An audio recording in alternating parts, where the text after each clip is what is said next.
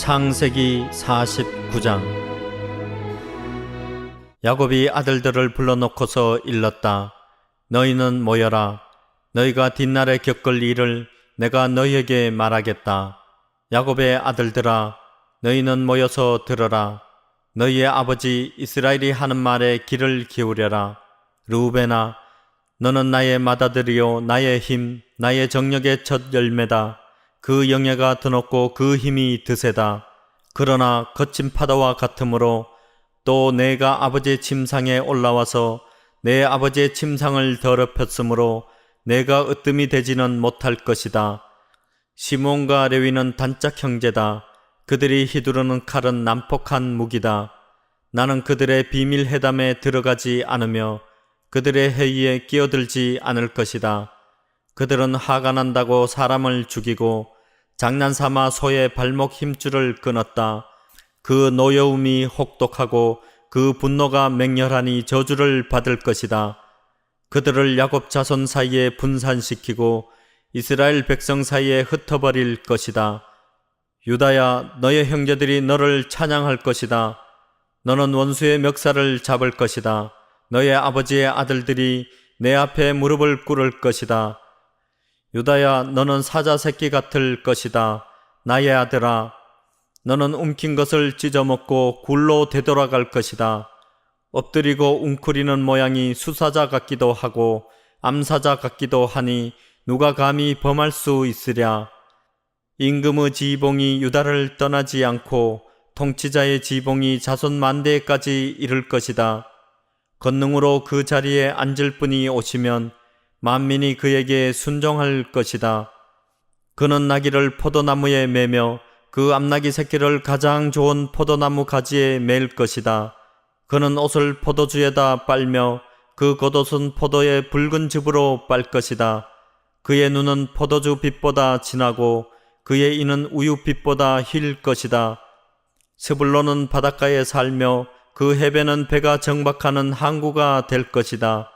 그의 영토는 시도네까지 이를 것이다. 이사갈은 안장 사이에 웅크린 뼈만 남은 나귀 같을 것이다. 살기에 편한 곳을 보거나 안락한 땅을 만나면 어깨를 들이밀어서 짐이나 지고 압제를 받으며 섬기는 노예가 될 것이다. 다는 이스라엘의 한 지파 구실을 톡톡히 하며 백성을 정의로 다스릴 것이다. 다는 길가에 숨은 뱀 같고 오솔길에서 기다리는 독사 같아서 말발굽을 물어 말에 탄 사람을 뒤로 떨어뜨릴 것이다. 주님, 제가 주님의 구원을 기다립니다. 갓은 적군의 공격을 받을 것이다. 마침내 적군의 뒤통수를 칠 것이다. 아셀에게서는 먹거리가 넉넉히 나올 것이니 그가 임금의 수라상을 맡을 것이다. 납달리는 풀어놓은 암사슴이어서 그 재롱이 귀여울 것이다. 요셉은 들망아지, 샘 곁에 있는 들망아지, 언덕 위에 있는 들락이다. 사수들이 잔인하게 활을 쏘며 달려들어도 사수들이 적개심을 품고서 그를 간역으로 삼아도 요셉의 활은 그보다 튼튼하고 그의 팔에는 힘이 넘친다. 야곱이 섬기는 전능하신 분의 능력이 그와 함께 하시고 목자이신 이스라엘의 반석께서 그와 함께 계시고 너의 조상의 하나님이 너를 도우시고 전능하신 분께서 너에게 복을 베푸시기 때문이다. 위로 하늘에서 내리는 복과 아래로 깊은 샘에서 솟아오르는 복과 젖가슴에서 흐르는 복과 태에서 잉태되는 복을 베푸실 것이다. 너의 아버지가 받은 복은 태고적 산맥이 받은 복보다 더 크며 영원한 언덕이 받은 풍성함보다 더 크다. 이 모든 복이 요셉에게로 돌아가며 형제들 가운데서 으뜸이 된 사람에게 돌아갈 것이다. 베냐민은 물어뜯는 일이다. 아침에는 빼앗은 것을 삼키고 저녁에는 움킨 것을 나눌 것이다. 이들은 모두 이스라엘의 12지파이다. 이것은 그들의 아버지가 그들을 축복할 때의 한 말이다. 그는 아들 하나하나에게 알맞게 축복하였다. 야곱이 아들들에게 일렀다. 나는 곧 세상을 떠나서 나의 조상들에게로 돌아간다. 내가 죽거든 나의 조상들과 함께 있게 햇사람 에브론의 밭에 있는 묘실에 묻어라. 그 묘실은 가나안 땅 마므레 앞 막벨라 밭에 있다. 그 묘실은 아브라함 어른께서 묘실로 쓰려고 햇사람 에브론에게서 밭과 함께 사두신 것이다. 거기에는 아브라함과 그분의 아내 사라 이 두 분이 묻혀 있고 이삭과 그분의 아내 리브가 이 두 분도 거기에 묻혀 있다. 나도 너희 어머니 레아를 거기에다 묻었다. 밭과 그 안에 있는 묘실은 햇사람들에게서 산 것이다. 야곱은 자기 아들들에게 이렇게 이르고 나서 침상에 똑바로 누워 숨을 거두고 조상에게로 돌아갔다. 창세기 50장.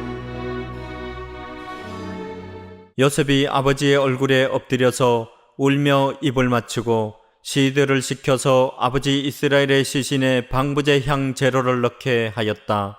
시들이 방부제 향 제로를 넣는데 꼬박 40일이 걸렸다. 시신이 썩지 않도록 향 제로를 넣는 데는 이만큼 시간이 걸린다. 그리고 이집트 사람들이 그의 죽음을 애도하며 70일을 곡하였다. 곡하는 기간이 지나니 요셉이 바로의 궁에 알렸다. 그대들이 나를 너그럽게 본다면 나를 대신하여 바로께 말씀을 전해주시오. 우리 아버지가 운명하시면서 내가 죽거든 내가 가나안 땅에다가 준비하여 둔 묘실이 있으니 거기에 나를 묻어라 하시고 우리 아버지가 나에게 맹세하라고 하셔서 내가 그렇게 하겠다고 맹세하였소. 내가 올라가서 아버지를 장사 지내고 올 수 있도록 허락을 받아 주시오. 요셉이 이렇게 간청하니 고인이 맹세시킨 대로 올라가서 선친을 장사 지내도록 하라는 바로의 허락이 내렸다.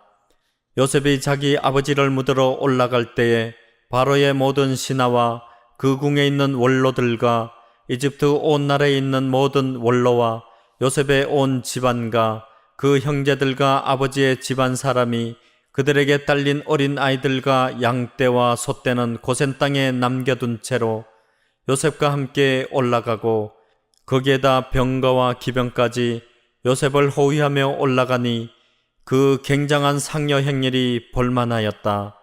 그들은 요단강 동쪽 아닷 타작마당에 이르러서 크게 애통하며 호곡하였다. 요셉은 아버지를 생각하며 거기에서 이레 동안 애곡하였다.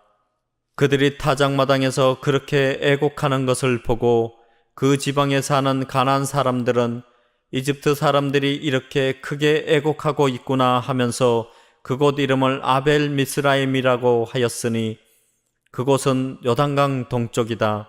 야곱의 아들들은 아버지가 명령한 대로 하였다. 아들들이 아버지의 시신을 가나안 땅으로 모셔다가 마므레 앞 막벨라 밭에 있는 굴에 장사하였다. 그 굴과 거기에 딸린 밭은 아브라함이 묘자리로 쓰려고 햇사람 에브론에게서 사둔 곳이다. 요셉은 아버지의 장례를 치르고 난 다음에 그의 아버지를 장사 지내려고 그와 함께 갔던 형제들과 다른 모든 사람들을 데리고 이집트로 돌아왔다. 요셉의 형제들은 아버지를 여의고 나서 요셉이 자기들을 미워하여 그들에게서 당한 온갖 억울함을 안갚음하면 어찌하나 하는 생각이 들어서 요셉에게 전가를 보냈다. 아버지께서 돌아가시기 전에 남기신 유언이 있습니다. 아우님에게 전하라고 하시면서 너의 형들이 너에게 몹쓸 일을 저질렀지만 이제 이 아버지는 내가 형들의 허물과 죄를 용서하여 주기를 바란다 하셨습니다. 그러니 아우님은 우리 아버지께서 섬기신 그 하나님의 종들인 우리가 지은 죄를 용서하여 주시기 바랍니다. 요셉은 이 말을 전해 듣고서 울었다. 곧 이어서 요셉의 형들이 직접 와서 요셉 앞에 엎드려서 말하였다. 우리는 아우님의 종입니다. 요셉이 그들에게 말하였다. 두려워하지 마십시오. 내가 하나님을 대신하기라도 하겠습니까? 형님들은 나를 해치려고 하였지만 하나님은 오히려 그것을 선하게 바꾸셔서 오늘과 같이 수많은 사람의 생명을 구원하셨습니다. 그러니 형님들은 두려워하지 마십시오. 내가 형님들을 모시고 형님들의 자식들을 돌보겠습니다. 이렇게 요셉은 그들을 간곡한 말로 위로하였다. 요셉이 아버지의 지방과 함께 이집트에 머물렀다.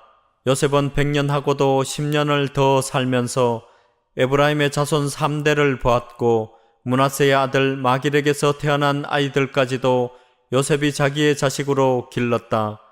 요셉이 자기 친족들에게 말하였다. 나는 곧 죽는다.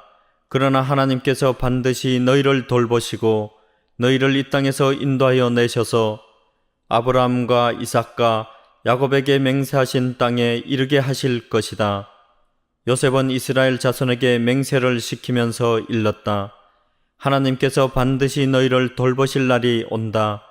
그때에 너희는 나의 뼈를 이곳에서 옮겨서 그리로 가지고 가야 한다. 요셉이 110살에 세상을 떠나니 사람들은 그의 시신에 방부제 향 재료를 넣은 다음에 이집트에서 그를 입간하였다.